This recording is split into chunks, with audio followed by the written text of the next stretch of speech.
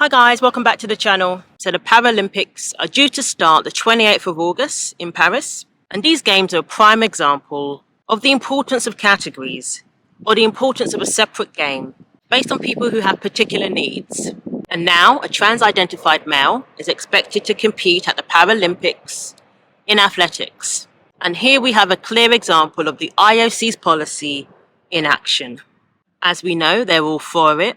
They're all for males competing in women's categories, as we've seen in the boxing, allowing boxers who failed gender tests to compete against females.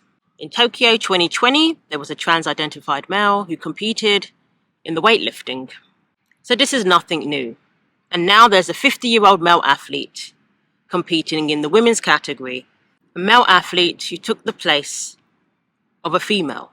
So Valentina Petrillo will become the first openly transgender athlete to compete at the Paralympics. Petrillo will represent Italy. The IOC allows the national governing body to decide on their inclusion policy. And whatever they decide, they're okay with it. And as they said in their policy, they will not presume an advantage just because somebody is male or has a trans identity. So Petrillo, 50-year-old male, has been living as a woman since 2018, tried to compete in the 2020 Olympics, but wasn't selected.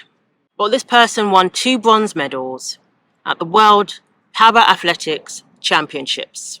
But there's also the next controversy coming up is with the Paralympics and an Italian sprinter, a 50-year-old man called Valentina Petrillo, who transitioned in 2019, has been selected to represent Italy in one of the classifications for athletes with visual impairments and is the first openly trans runner to compete in women's races at the Paralympic Games. He won 11 national titles in the men's category, and now he says he's a woman and he's competing against women. And you only have to look at a picture of this man. I'm sorry, he is quite clearly a large, much larger, physically strong man, but he's going to be competing against women. I wonder who's going to win that race. Yeah, and you know, he's 50. I think the only thing that is encouraging for the women opponents of Petrillo is that he was a good male runner, and if he were in the male category, he'd be nowhere, but he's 50, and that's why he's no longer in the men's category. I think, well, I can't say why he thinks he's a woman, but I think we all know that there are no other 50-year-old women in that event. You know, let's hope that youth in this case will prevail and some of the women will be able to get past him. But it's very unclear. It's very unclear. And as you say, it's different from the DSBD cases because this is a person who has literally a track record as a male sprinter. And there is no world in which anyone thinks it can be fair that when you get too old for male sprinting, you then become a female sprinter. Yeah, exactly. And again, as we know, every single female record in track and field, every single female record in Paralympics, Olympics has been broken by teenage boys because there is a massive physical difference between boys and girls, and it exists forever. So we've got 2 women who missed out on medals because of a male athlete, as well as one missing out on a spot at the Olympics because her spot was taken by a 50-year-old male athlete who probably wouldn't have had success competing as a 50-year-old against other male athletes. So Milani Bergz is 90% blind. She runs with a guide, probably the only time you'll see me for males competing with women. Hello. Doggy toys.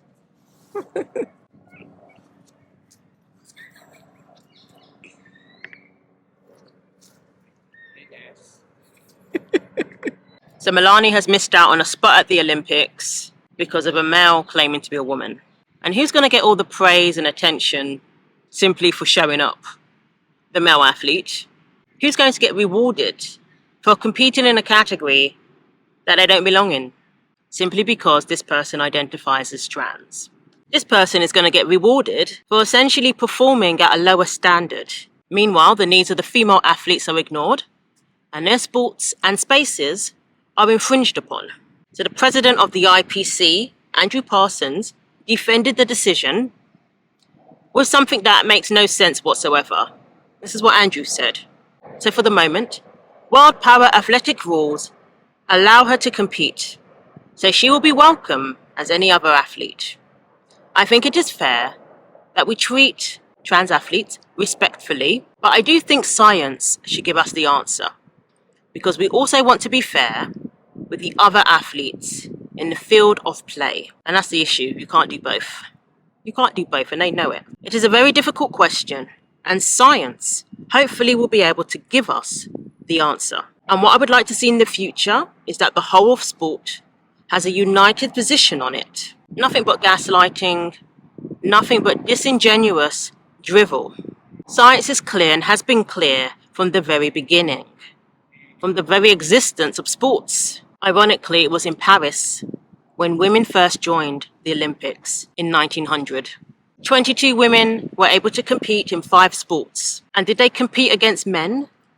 No, because it's obvious that they needed their own category. Back then, science was very clear, and science has remained clear ever since. But in Paris 2024, fast forward, the IOC seems intent on excluding women from their own sports. More and more medals in women's categories are now going to be won by men. So let me know what you think. Thanks for watching. Like, comment and subscribe. Take care of yourselves, and God willing, I will see you in the next video.